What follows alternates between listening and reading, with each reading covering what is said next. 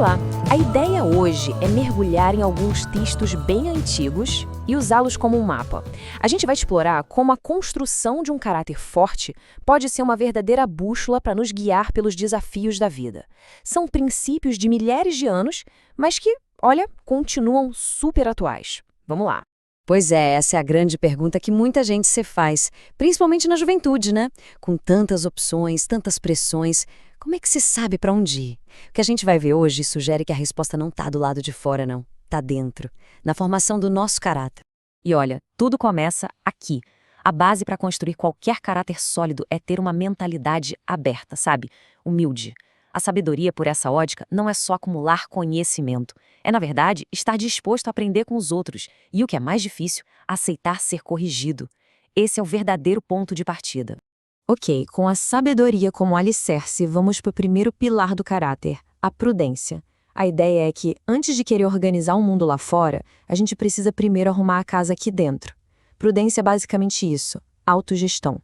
É dominar as emoções e os impulsos. E essa citação vai direto ao ponto. A impulsividade, sabe, aquele ato de agir sem pensar, é apresentada como a fonte de muitos erros. A pressa não é só inimiga da perfeição, ela é inimiga de fazer a coisa certa. E aqui, o perigo da impulsividade se divide em dois. De um lado, a pressa, que leva a gente a cometer erros. Do outro, a raiva sem controle, que cria um ciclo de estrago. E não é um dano que acontece uma vez só, não. Ele se repete e vai minando relacionamentos, oportunidades, é um dano recorrente. O interessante aqui é ver como isso vira uma armadilha. A pessoa age por impulso, aí sofre as consequências, alguém aparece e livra ela do problema, mas, como a lição não foi aprendida, a pessoa está condenada a repetir tudo de novo. É um ciclo vicioso que se alimenta da falta de autodomínio.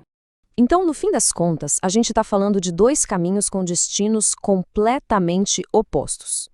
A prudência, que é essa capacidade de segurar a raiva, de perdoar ofensas, ela leva ao que os textos chamam de glória. Já a impulsividade é um caminho de dano constante, de ciclos de fracasso. Bom, saindo do nosso mundo interior, vamos agora para as nossas interações com as outras pessoas. Para navegar no mundo social, a gente precisa de outras ferramentas. E a principal delas, sem dúvida, é a integridade. Olha, esse gráfico aqui mostra uma realidade bem dura das relações humanas. A riqueza parece que atrai um monte de gente, enquanto a pobreza faz o contrário, né? Chega a afastar até os amigos mais próximos. Isso faz a gente questionar qual é a real natureza dessas amizades.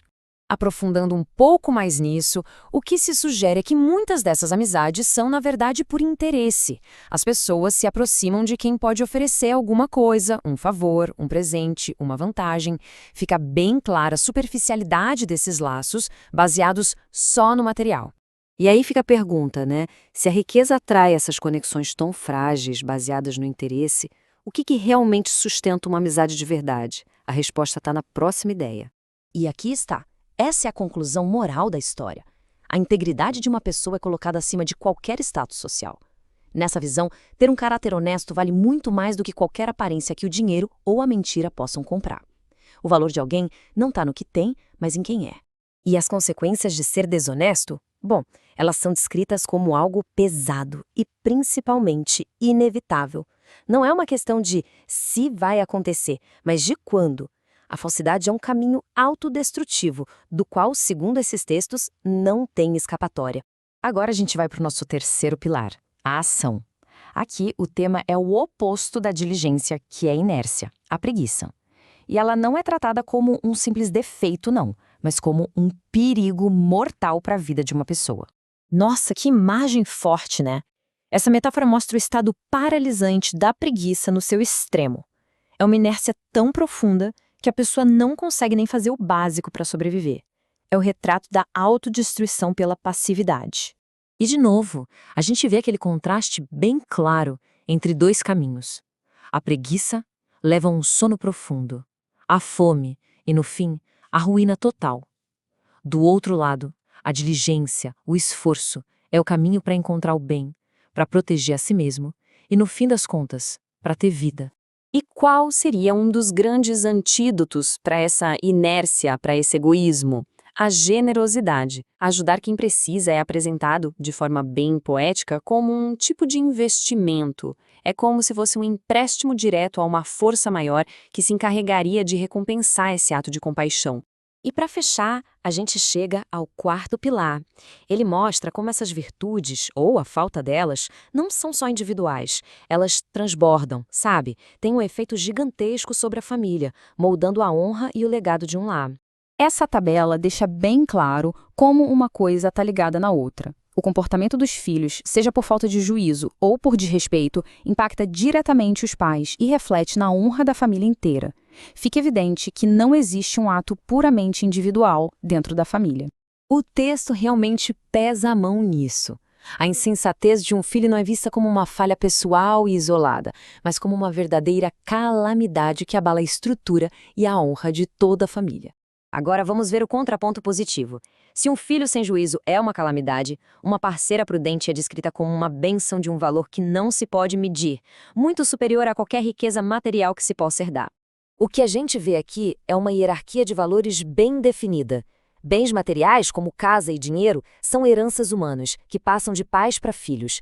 Mas a sabedoria, o bom caráter, exemplificados aqui na figura da parceira prudente, são vistos como um presente de origem divina, de um valor incalculável. E para amarrar todos esses ensinamentos, a gente tem esse princípio maior, o temor do Senhor, que a gente pode entender como um profundo respeito, uma reverência.